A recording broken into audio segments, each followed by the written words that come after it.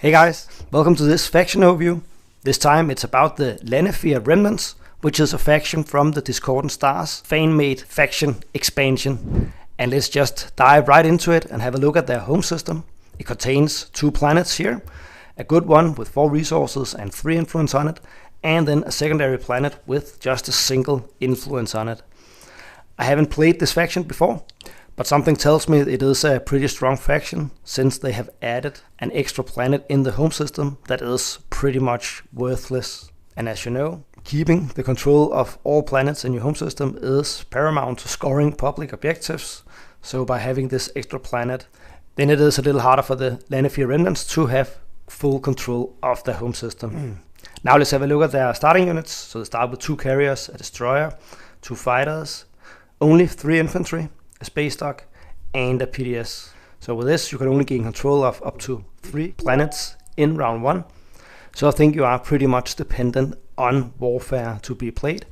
Either you pick it yourself or somebody else picks it for you. But you actually have another chance of getting more infantry out without producing yourself. So let's say we move out here to the first planets and explore them.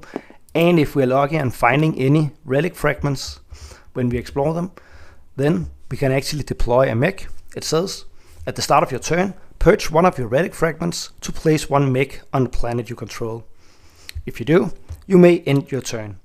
So this could be an alternative way to get a 4th ground force out, so we could gain control of another planet in round 1. And purging a relic fragment also brings us a little closer to unlocking our commander, because it requires 7 relic fragments to have been purged before we can unlock him. It doesn't say anything about it has to be by yourself, so I will assume that it is a total of 7 relic fragments across the entire table that needs to have been purged. And when you do, then it says, after you explore a planet, you may place 1 infantry from your reinforcements on that planet. And I think this very much speaks for getting a forward dock out. That is usually a good idea under any circumstances, but for this faction, you will benefit even more from it. And that is actually the gist of this faction, that is exploration and relic fragments. And it is enhanced even further by some of their other abilities. So let's have a look at their faction abilities. The first one is called a new Edifice. You may not use technology specialties, so we cannot use... Where is it? Here. Any tech specs on planets, but we have other ways to skip some prerequisites. I will get back to that a little later. And then a new Edifice says, when you would gain a relic, instead purge it and explore up to 3 planets you control. I'm not sure I would use this ability that much. We cannot have relics, but I think I would use the relic fragments in other ways instead of just purging them and exploring up to 3 planets I control, because we have so many other ways that we can also explore planets. And that brings me to the second faction ability called Iconoclasm. When researching a unit upgrade technology, you may purge one of your relic fragments to ignore 1 prerequisite on the technology you're researching. So this faction ability actually makes up for that we cannot use technology specialties on planets, at least for non-unit upgrade technologies at least. Now let's move on to the starting techs. So we get 3 to choose from, we can only select 2, and the ones I would go for is Dark Energy tab, so that we can explore frontier tokens. The second one we can choose from is the Scanning Drone Network, also a technology I would go for as one of the 2 starting techs. And lastly, we have the AI development algorithm, where we can research unit upgrade technologies and ignore 1 prerequisite. But since this faction is all about exploration, then I would definitely go for these 2. And when we start with these, then we can research Gravity Drive as the next one, and then we have direct access to, for instance, Dreadnought 2. So in that sense, the AI development algorithm can be a little less useful. And if you have 2 blue technologies, you can also research the Carrier 2 unit upgrade if you like. I will get back to the faction technologies in a bit, but first let's have a look at their flagship, the Memory of Dusk. It says, at the end of a tactical action in this system, you may explore 1 planet you control in this system. And this reinforces my idea of the benefits of having a forward space dock out somewhere in the system, somewhere in your slice. then you can park your flagship there to protect it even further, so that whenever you have produced units by activating the system on this space dock, then you can also explore the planet that the space dock is on, or the other one in this case. And to make the exploration a little more interesting, then we have the agent. It says here, when a player explores, you may exhaust this card to allow that player to discard one exploration card they drew and draw another. And since it just says explores and not explore planets or frontier tokens, then I would assume that the agent can be used in both cases. So with this agent we can shuffle through the exploration decks a little faster, and then we can go for either the relic fragments, if those are the ones that we want, or maybe some planet attachments on the planet where our forward space dock is on. Now let's move back to our faction technologies. The first one is the ATS armaments. After you explore or purge one of your relic fragments, place one commodity token on this card. At the start of a round of combat, remove any number of tokens from this card to reroll up to that many of your dice during this round of combat.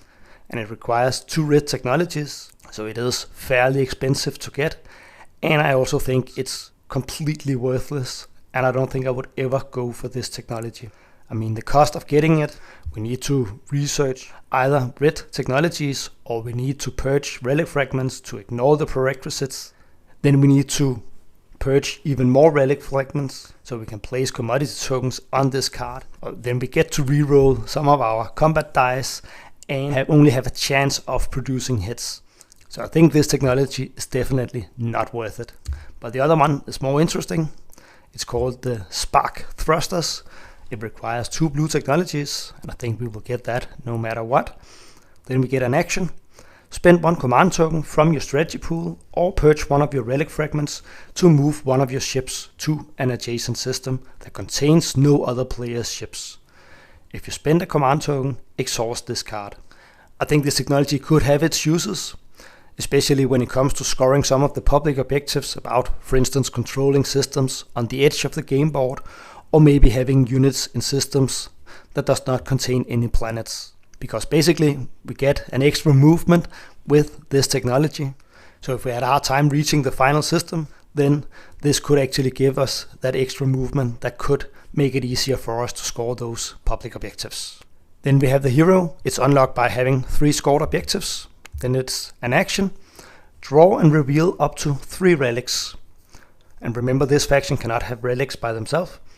For each relic that has started this action in a player's play area, so somebody else's play area, gain 1 command token. You may swap that relic for one of the revealed relics or a relic in a player's play area. Then shuffle the remaining relics into the relic deck and purge this card. And to be honest, I had to read this quite a few times to really understand what it does. So we cannot have relics ourselves because of this new Edifice faction ability, but you still draw 3 relics, and then you may swap another player's relics with one of those that you have just revealed. And this is actually the first time that I see a game ability being able to touch other players' relics, otherwise they are completely untouchable. So I think this hero is not actually helping you winning the game, but it could potentially remove some victory points from some of the other players. For instance, the Obsidian, where another player can have up to 4 scored and unscored secret objectives, then you lose that ability. But I don't know what happens if they already have all 4 scored. There is also the Shard of the Throne, where the player with this relic gain a victory point, and then you could also remove that victory point from play, making it harder for them to win the game, and then hopefully make it easier for you to do it instead. Then lastly, we have 2 more abilities that I'm not quite sure I understand. The first one is War Stories. It says, once per action, after you win a combat, explore 1 planet you control, or if the active system does not contain any planets, the Frontier Exploration deck in the active system. So I understand the gist of it, but I am a little unsure if you win the combat, it has to be a planet you control in that specific system, because it says after the comma, or if the active system does not contain any planets, then we can explore the exploration deck, and I also assume it is without a frontier token in it. But it doesn't say specifically that it has to be a planet you control in the active system, but I would assume that is the case. And I think there's the same little thing here with the faction promissory note, the Spoils of War. After you win a combat, place this card face up in your play area to explore one planet you control. And again here I'm a little bit in doubt whether that planet you can explore, does that have to be in the system that you have just won the combat, or can it be any other planet that you control? And then after you have explored one planet, either in the active system or somewhere else in the galaxy, then at the start of the Lanefir player's turn, return this card to the Lanefir player. And that was all of the abilities for the Lanefir Remnants. I think it's an interesting faction. It utilizes relic fragments in a new way. You don't have any strong, unique units. That could maybe be one of this faction's weaknesses.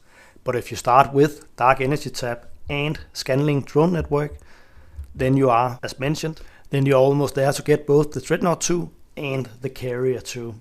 And then, as mentioned, I will also get this forward space dock out as soon as possible and start exploring, in this case, Lysa's planet, as much as possible, and keep as many planet attachments as possible to build up your economy, because we are only a 2 commodity faction, so improving your economy by doing so could also help you during the game. When it comes to strategy cards in the first round, then leadership is always a good choice. You get those free command tokens. You also have a pretty good, one of the planets in your home system is pretty good for diplomacy, so if you get control of another planet in round 1, then maybe diplomacy could also be interesting. Politics doesn't really help the Lanefir Remnants as much, but of course if you want to try and rush Megator Rex as the first one round 2, then you can get the speaker token and pick strategy card as the first one, and then hopefully gain control of Megator Rex. I think construction could be a good choice, so you can get that forward dock out immediately, start using your faction abilities, start exploring the planet, and build up your economy already from round 2. Then we have trade. I don't think that is such a good strategy card for the Lanefir Remnants, again because we are only a 2 commodity faction, so we may not be able to trade that much in round 1. Then we have warfare, definitely a good pick. You need it to be played in round 1, so if nobody else takes it, then I would strongly consider taking it, so we can get some more infantry out and gain control of more planets. But again, you could find some relic fragments, purge them for mechs to get them out, and then use them instead. Technology could also be interesting. If you start with Dark Energy Tab, then you have direct access to Gravity Drive, and then you're not limited to your adjacent systems here. Then you could also, for instance, reach Evera out here in round 1, and I think that could be an interesting choice as well. An Imperial? Nope, not at all. But if you have tried playing this faction, let us all know what your best tips and tricks are for them in the comments below. Thank you for watching, and I hope I'll see you in the next one.